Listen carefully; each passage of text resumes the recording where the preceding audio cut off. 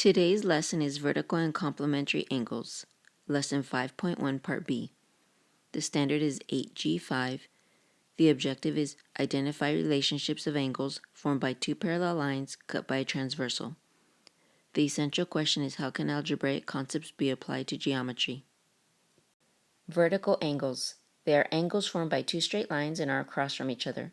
They are also congruent.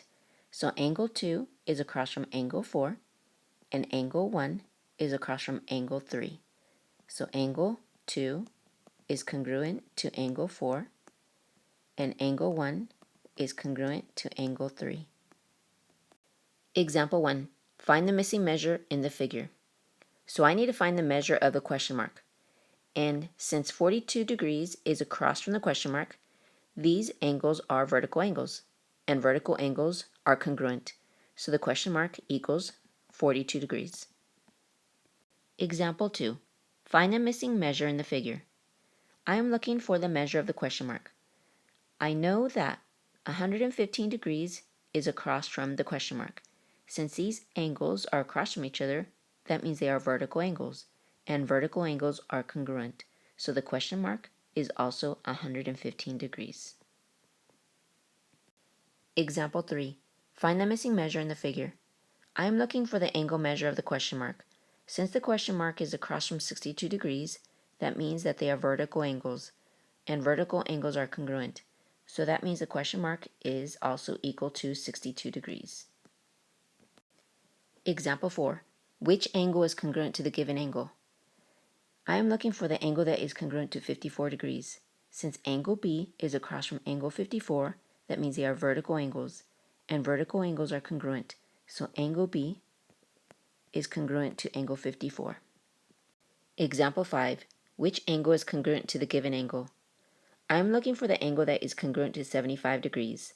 Since angle F is across from angle 75, that means they are vertical angles, and vertical angles are congruent. So angle F is congruent to 75 degrees. Example 6. Which angle is congruent to the given angle? I am looking for the angle that is congruent to 40 degrees. So since angle K is across from 40 degrees, that means they are vertical angles, and vertical angles are congruent.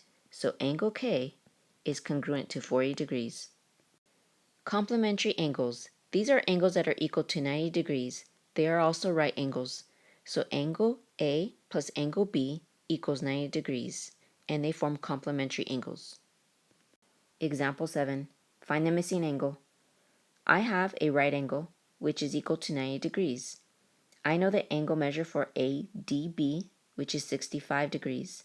I need to find the angle measure for angle BDC. I know that these two angles added together will be 90 degrees because they are complementary angles.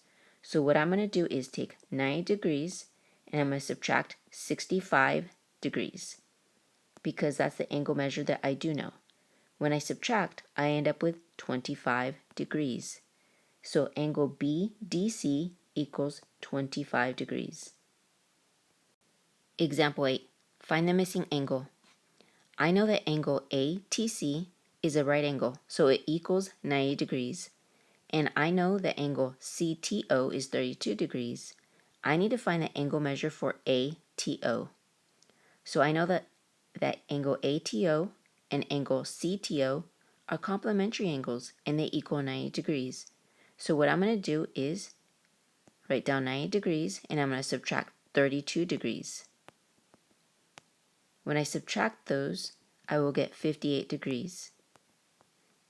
So angle ATO equals 58 degrees. Example 9. Find the missing angle. I know that angle AXC is a right angle and it equals 90 degrees. I know that angle AXE equals 41 degrees. I know that angle FXC equals 22 degrees. I need to find the angle measure for angle EXF. I know that these three angles added together equals 90 degrees because they're complementary angles. So what I'm going to do is add 41 and 22. That will give me 63. Since they add up to 90 degrees, those three angles, I'm going to go ahead and write 90 minus 63, and that will give me 27 degrees. So angle EXF equals 27 degrees.